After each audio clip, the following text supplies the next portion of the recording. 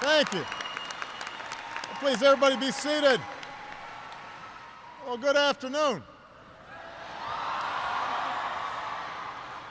It is great to be back in Massachusetts, and it is great to be here at Worcester Tech.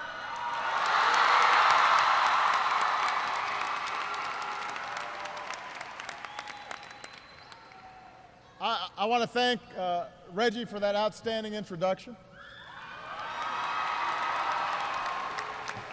I want to thank Naomi for those inspiring words. I want to thank your outstanding, fabulous principal, Sheila Harity, who's done so much to make this school a success. Let me just say, when you're the National High School Principal of the Year, you're doing something right. There are a lot of principals out there, and we could not be prouder of what she's doing. I want to thank your mayor, Joseph Petty, your outstanding governor and great friend of mine, Deval Patrick.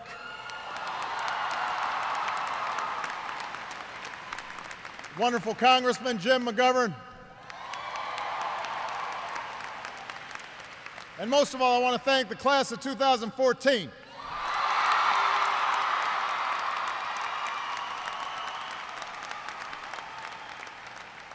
Thank you for allowing me to be part of your special day. And y'all look great. And I want to thank all the parents and all the grandparents and the family and the friends. This is your day too. You know, part of the reason I'm here is because I got to practice, because Malia's graduating in 2 years. So I'm trying to get used to not choking up and crying and embarrassing her. So this is sort of my trial runs here. I have to say, I do not remember my high school graduation speaker. I have no idea who it was. I'm sure I was thinking about the party after graduation.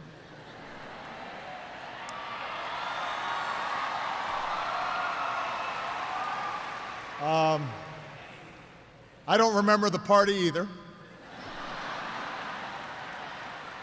I'm just telling the truth here.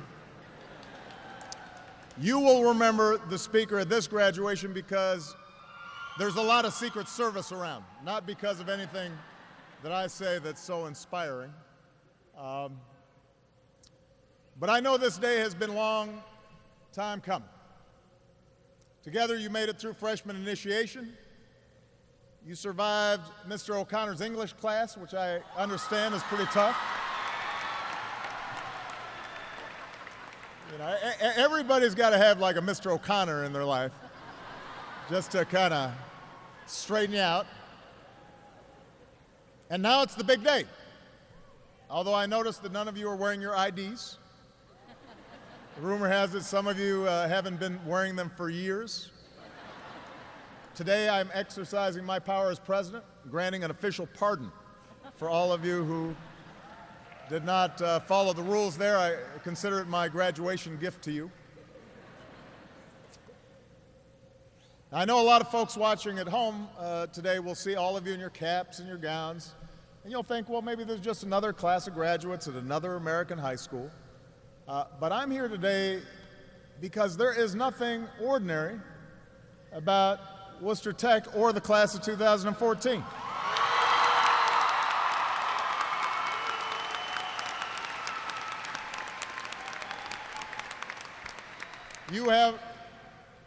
You have set yourselves apart. This high school has set itself apart. Over the past 4 years, some of you have learned how to take apart an engine and put it back together again. Some of you have learned how to run a restaurant, or build a house, or fix a computer.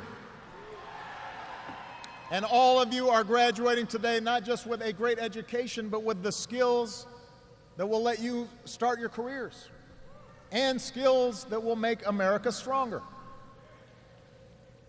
Together, you're an example of what's possible when we stop just talking about giving young people opportunity, when we don't just give lip service to helping you compete in the global economy, and we actually start doing it. That's what's happening right here in Worcester. And that's why I'm here today. I like all of you, and I'm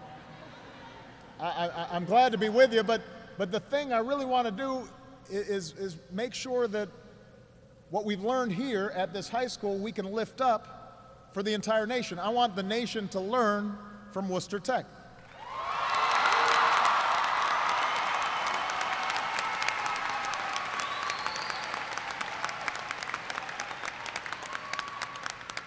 Of course, your journey is just beginning. Take a look around at all the smiles from the parents and the grandparents and all the family members. Everything your families have done has been so that you could pursue your dreams, so that you could fulfill your potential. Everybody here has a story of some sacrifice that's been made on your behalf.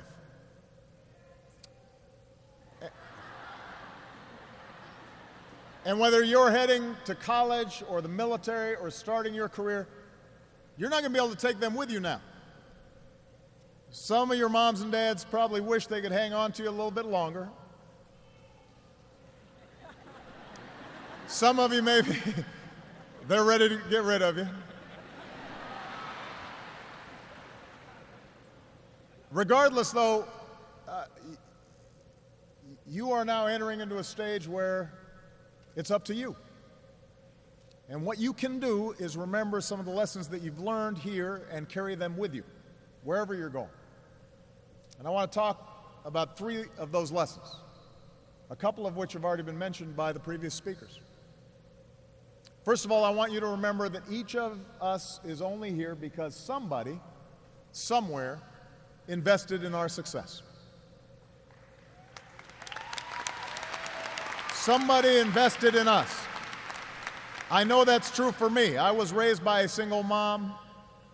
With the help of my grandparents, we didn't have a lot of money. Growing up, at times we struggled. When my mom was going to school at the same time as she was raising my sister and me, we had to scrape to get by.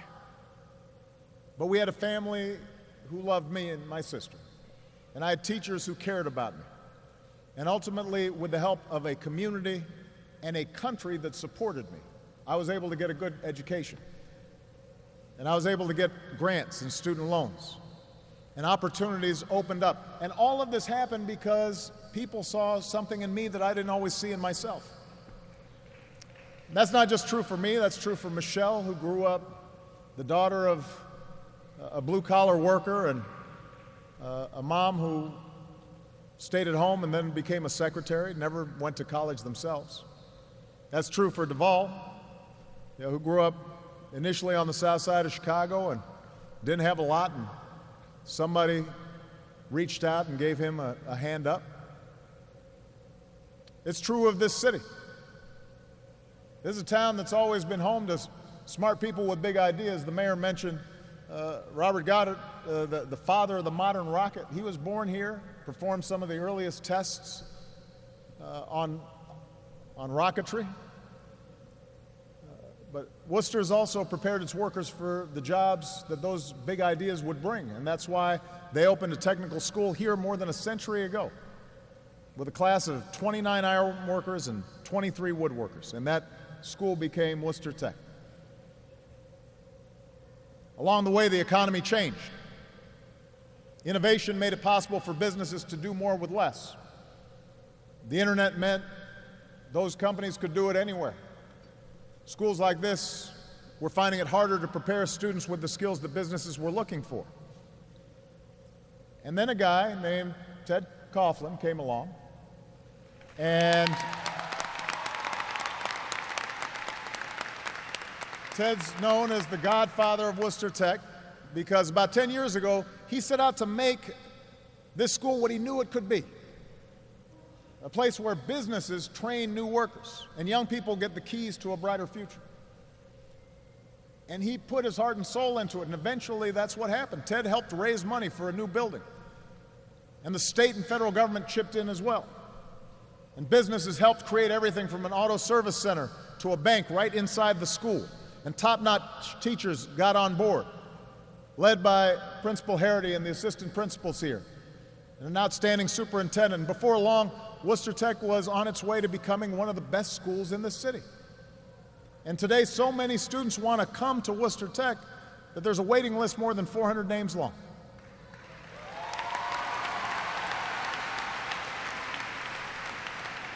The number of students scoring proficient or advanced in math has gone up 100%. In English, more than 200%. 95% of students now graduate in 4 years. And just as impressive, many of you are leaving here with more than a diploma. You're already certified as nursing assistants and EMTs and home health aides and preparing to become IT associates. And with the credits that you've earned, some of you are already on your way to a college diploma. You know, and as Ted said, our students deserve the best, so we can help them become the best for their future and ours.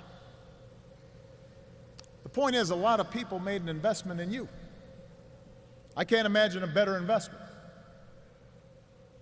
But as you experience your success and as you experience setbacks, you need to remember everything that's been put into making sure that you had opportunity. Which brings me to the second thing I hope you remember when you leave here. You're going to also have to give back. This community invested in you. You've got to make sure that you use those gifts. When my Secretary of Education, Arne Duncan, came to Worcester Tech earlier this year, he said he had never seen a school more open. If you live near the school, you can come in and get your car detailed for a fraction of what it would cost somebody someplace else. So I'm giving a little free advertising to the detailing operation here. You can eat a meal cooked by students in the culinary arts program. One teacher called the hair salon the city's best kept secret. Your veterinary clinic cares for about 250 pets a month. So I could have brought Bo and Sonny here. You guys would have taken care of them. So Worcester Tech isn't separate from the broader community. You're a vital part of the community. So part of what you've learned here is that we are at our best, we are strongest when we are working together and when we're looking out for one another and we have responsibilities towards each other. And all of us have contributions to make. You're giving back to folks who gave you so much. And whatever you do next, I hope you keep giving back. That may mean staying in Worcester and working for one of the companies that helped train you. If it means going to college or the military or using your skills to help more students get the same opportunities that you've had here, no matter what it is that you do, no matter what path you take, I want to make sure that you understand the incredible leadership that we now expect from you. I understand that every year at exam time you hear from a motivational speaker, and one of them this year was Colin Powell. Because when you're getting ready to take a test, it never hurts to get a pep talk from a general. But the best part is that you decide to do the same thing for younger kids. So this class, those of you in the National Honor Society, rolled out the red carpet for students at nearby Chandler Elementary. And so those younger kids left here feeling fired up, inspired by your example, looking up to you, imagining that they could do what you did. And they're going to keep on looking up to you, and there are going to be people across the country who are watching you. And when they see you succeed, when they see you working hard, when they see you overcoming setbacks, that's going to inspire them as well. And that brings me to my final point, which is I hope you leave here today believing that if you can make it, then there shouldn't be any kid out here who can't make it. Every child in America, no matter what they look like or where they grow up, what their last name is. There's so much talent out there. And every single child, as Ted understood when he helped transform this school, every single child should have the opportunity, like you have had, to go as far as your talents and hard work will take them. I've seen you do it, so we know it's possible. Now, that's a challenging time. I think sometimes I worry that your generation has grown up in a cynical time. In the aftermath of a great recession, in the aftermath of 2 wars, we live in a culture that so often focuses on conflict and controversy and looks at the glass half empty instead of half full. And you're graduating at a time when you'll no longer be competing just with people across town for good jobs. You're going to be competing with the rest of the world. But when I meet young people like you, I am absolutely certain we are not just going to out-compete the rest of the world. We are going to win because of you. Because we are Americans, that's what we do. We don't settle, we outwork, we out-innovate, we out-hustle the competition, and when we do, nobody can beat us. And that's what you've shown at this school. Not just helping a few kids go as far as their hard work will take them. I want all of you to be part of the process of helping all our young people achieve their God-given potential. And as president, my job is to make sure every child in America gets that chance. And Deval Patrick's job is to make sure that everybody in the Commonwealth gets that chance. And the mayor, his focus is making sure everybody in this town gets that chance. Every community is different, but if Worcester can bring teachers and business and entire communities together for the sake of our young people, then other places can too. And that's why I've challenged high schools all across the country to do what you're doing here. Better prepare students for the demands of the global economy. We're getting started this year with a competition that pairs schools and employers and colleges to combine quality education with real-world skills. As part of that initiative, I launched something called Connect Ed, working with the private sector to connect America's students to high-speed broadband and advanced technology, just like you've got here at Worcester Tech. Already, companies have committed to donate $2 billion to this effort. And starting later this week, schools and teachers and students will be able to go to whitehouse.gov and access resources in time for the new school year, because I want to encourage more schools to do what you are doing. You've set a standard. You've set a bar. More schools can do it across the country. If you're going to college, I also want to make sure that when you graduate, you don't have a mountain of debt.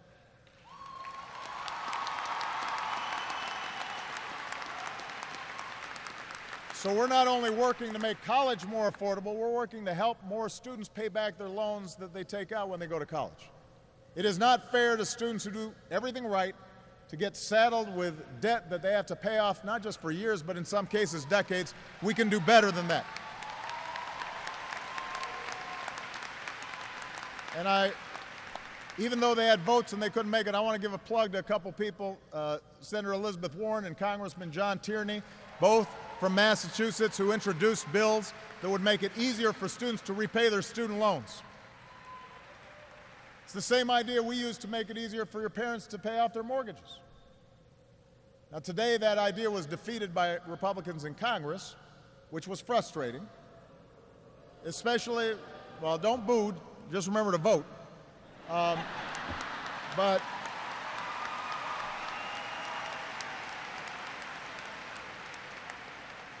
So I know this is frustrating for parents, it's frustrating for students who are working hard and doing everything right.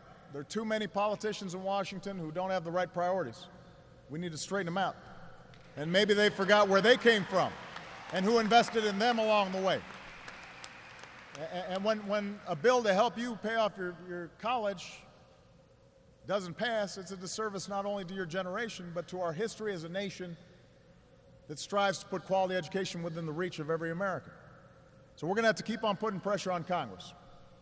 But in the meantime, where Congress won't act, I'm going to do whatever I can on my own. So on Monday, I announced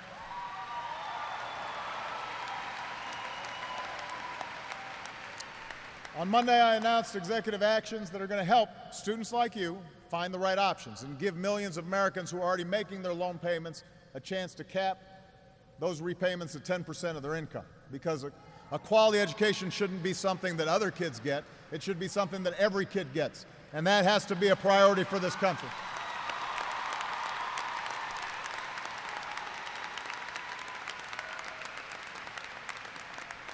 I tell you all this not just because you stand to benefit from changes in laws, but because you're going to have to be a part of helping to shape the law.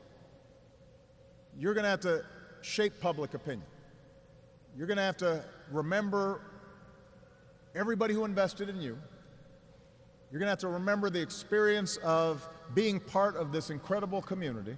And then when you go out into the world, whether you are a business person or you are in the military or you are an academic or a doctor or whatever it is that you're doing, you're also going to be a citizen.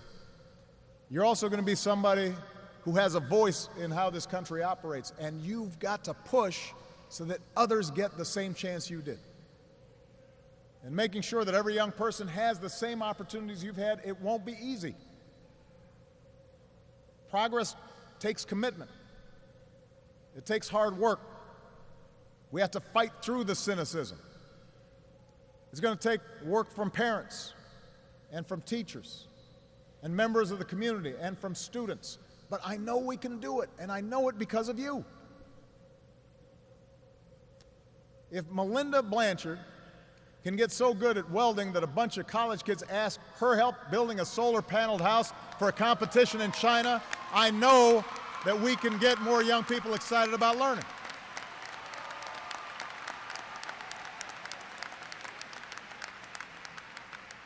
If Greg Carlson can help the robotics team at Worcester Tech win the World Championship and still find time to mentor a robotics team at the middle school where he started out, then I know we can help guarantee every child in America a quality education. If Derek Murphy can start his own web development company and graduate with 18 college credits, I know we can help more students earn the skills that businesses are looking for. You're already doing it. You're already blazing a trail.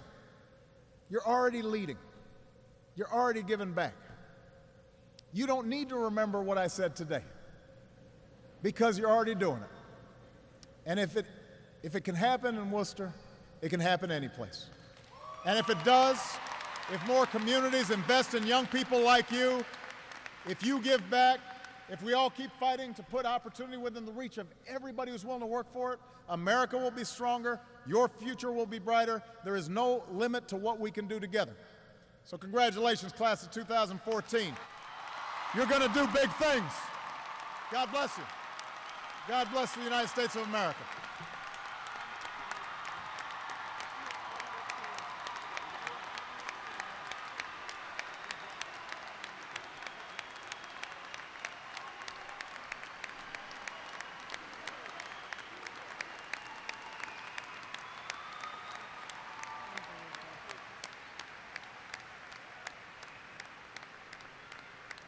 Thank you, President Obama.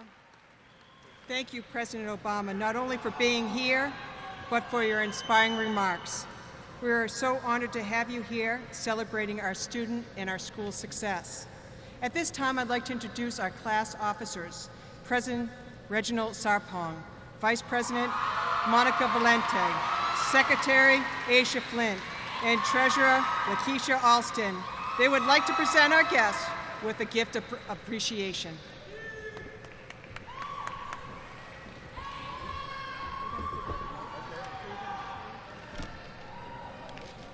On behalf of the class of 2014, I would like to thank President Obama for joining us today and for sharing his words of inspiration and encouragement. We would like to present you with this Worcester Technical High School National Blue Ribbon School Jacket as a remembrance of the celebration and to thank you